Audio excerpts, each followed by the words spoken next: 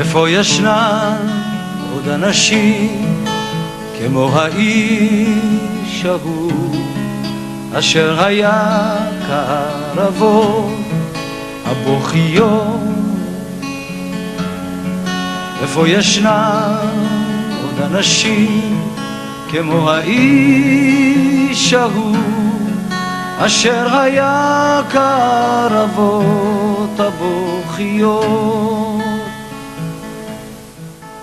למרגלות ההר נולד ליד הנחל, בחורף שם בין ערבות בוכיות, בקיץ בנורות ביצעי המים, נפשו שילח על פני הנחל לדגה מקנה הסוף, קראת לו עפיפון.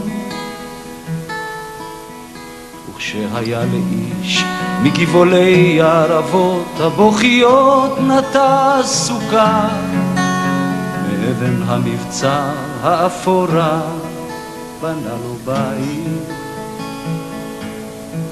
על מי הנחל תחנה הקים, זרע שדות, שלח עונו על פני הים, ואוניות סוחר.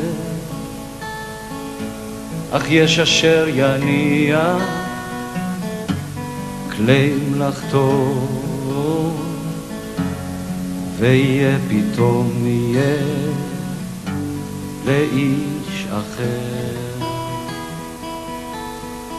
איפה ישנם עוד אנשים כמו האיש ההוא אשר היה כערבות הבוכיות?